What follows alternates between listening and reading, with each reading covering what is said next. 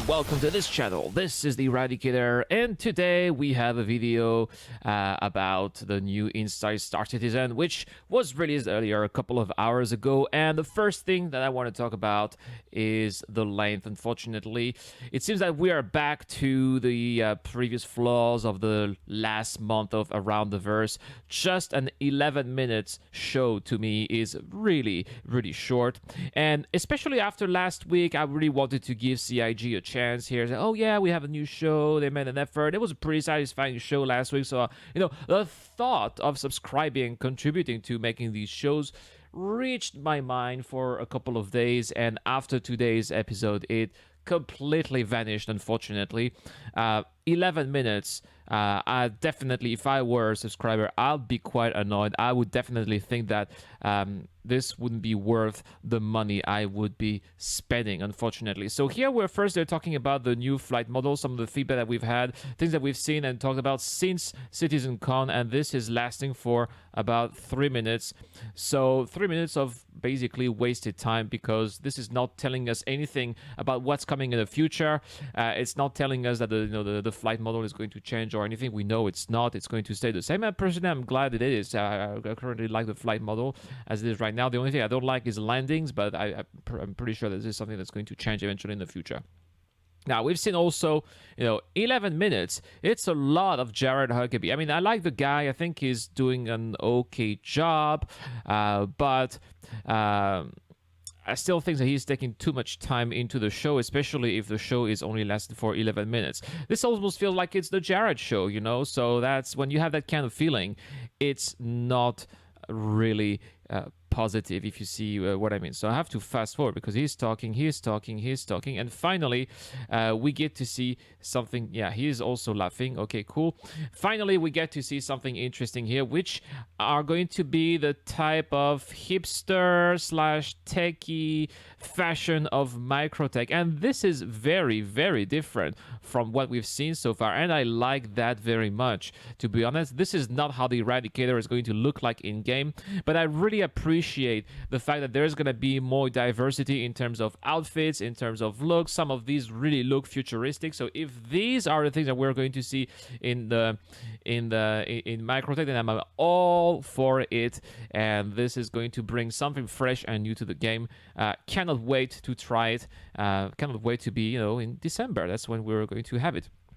They also shown us the missile launcher from Apocalypse Arms, which looks pretty badass. So glad to have these little previews. But unfortunately, it's very short. We barely have enough time to learn anything, see how it works, and we move it immediately to basically what is going to be Daymar 2.0. They're showing us some of these new canyons and of these new graphical elements, which we know currently right now the planetary bodies that we have in the game right now are at their first iteration. So this is maybe one of the first looks that we have at the second iteration of Daymar, and oh my goodness, it really looks fantastic. Is this going to be water? I don't know, but I don't know, it could be. Maybe. We know there is a little tiny bit of vegetation on Daymar, so it would make sense if there is a little bit of water, especially there's an atmosphere and it is in the habitable zone, so that would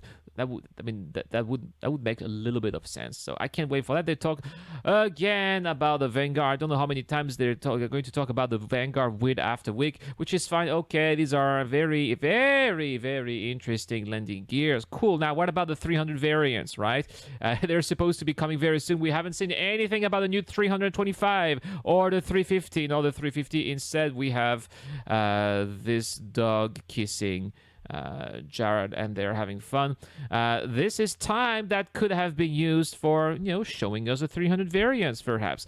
So no, not a very valuable time, in my opinion. Then we're just this guy. I forgot about what this guy is saying. Let me put the sound. We're giving it to developers in such a way that they can easily action on it. Additionally, Oh we'll yeah, actually about the create feedback feedback in the threads and just forums or monitor the. whatever. Okay, cool. So they're basically telling us that our feedback is being read and that they are taking under consideration what we say, which is something that we know. So it's always good to remind backers that our voices do count. It has been proven in the past, and it is. A little reminder for some of the people here who are skeptical, and there are reasons to be skeptical. Don't get me wrong. I can already imagine people say, "Oh, you're right. You're such a white knight. You're right. You're a CIG." Everything I'm saying is wrong in the eyes of some people.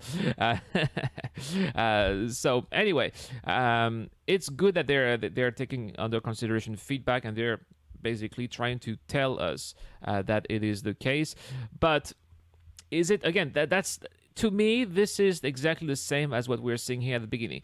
Is this something that is worth showing in Inside Star Citizen? Probably not. I think that we can have reverse the verse live shows about this instead of taking time in Inside Star Citizen, which is supposed to show us what we're going to see in the future. What is CIG working on? Not player feedback. I mean, if especially reverse the reverse live is live, so on Twitch people are giving their feedback live. So that's why I believe it would have made sense. And finally, we do have one last segment which started here at 7:45 and lasted for about. About 2 minutes, unfortunately, only 2 minutes of the Banu Defender. A lot of concepts that we did see before. By the way, I never noticed all these engine effects here at the back. It's very different than these, human ships. So I cannot wait to see that. How is this going to transpire into the game and into the verse? I guess we'll see with 3.6 if the ship is not delayed. But we had a very few glimpses of images here of the Defender in the engine. Look at that. This is going to be one of the beds. Doesn't seem very comfortable. I hope that they're going to put some mattresses, but I really like the space, the space out there, and these materials are definitely quite different than what we've seen so far with our human ships. So yeah, this is what the artist here, I forgot his name, I'm so sorry about this, is talking about. And he basically said that he's created this whole palette that is going to set the standard for all the other Banu ships. So yeah, this is the reason why we needed a delay and it took such a long time. But then it is going to speed up the process for the next Banu ship that is going to come online, hopefully very soon. Very soon. It's all relative, of course, Star Citizen, but maybe next year, which is going to be the Banu Defender.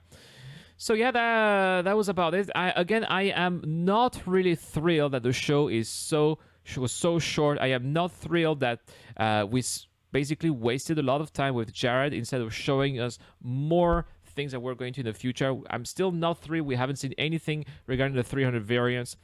So I don't really know what to think about this, guys. I don't really know what to think, but it was, as far as I'm concerned, it was quite a disappointment. But anyway, tell me what you guys think. Did you like this episode of Inside Star Citizen? What do you think about the new show? Is this basically Around the Verse 2.0, or is it exactly the same, or is it something different?